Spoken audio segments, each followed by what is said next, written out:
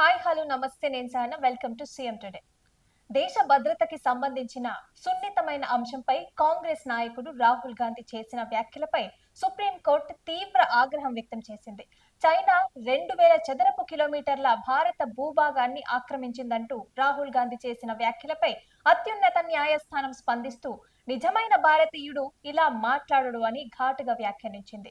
Supreme court చేసిన ఈ వ్యాఖ్యలు దేశ రాజకీయాలలో తీవ్ర చర్చకి దారితీశాయి.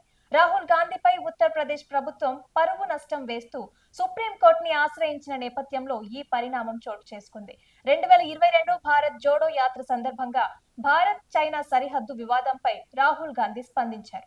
చైనా సైన్యం మన దేశ భూభాగంలోని 2000 చదరపు కిలోమీటర్ల భూమిని ఆక్రమించిందని పలుమార్లు ఆరోపించారు. అంతేకాకుండా అరుణాచల్ ప్రదేశ్ లోని భారత సైనికులని తొక్కేస్తున్నాయని వివరించారు. అయితే కేంద్ర ప్రభుత్వం ఈ ఆరోపణలని తీవ్రంగా ఖండించింది. ఈ నేపథ్యంలోనే ఉత్తరప్రదేశ్ ప్రభుత్వం రాహుల్ గాంధీపై పరువు నష్టం కేసు నమోదు చేసింది. ముఖ్యంగా అలహాబాద్ హైకోర్టుకి వెళ్లగా మే 29న రాహుల్ గాంధీకి జరిమానా విధించింది.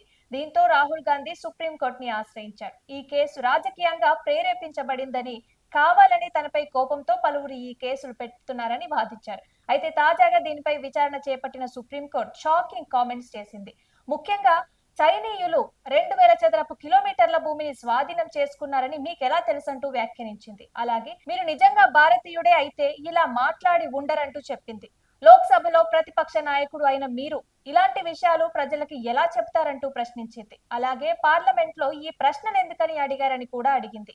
న్యాయమూర్తులు దీపాంకర్ దత్తా మరియు అగస్టిన్ జార్జ్ మాసిహ్లతో కూడిన ధర్మాసనం ఆయన పిటిషన్ ని తోసిపుచ్చుతూ వాక్ స్వాతంత్రం సైన్యాన్ని కించపరిచేలాగా ఉండకూడదని చెప్పింది. అయితే సుప్రీంకోర్టు చేసిన వ్యాఖ్యలు ఇప్పుడు రాజకీయ వర్గాల్లో సంచలనంగా మారాయి. దేశ భద్రతకి సంబంధించిన అంశాలపై ఒక రాజకీయ నాయకుడు బాధ్యత లేకుండా మాట్లాడటం సరికాదని సుప్రీంకోర్టు స్పష్టంగా తెలియజేయగా ఇదంతా ఆశ్చర్యంగా చూస్తున్నారు.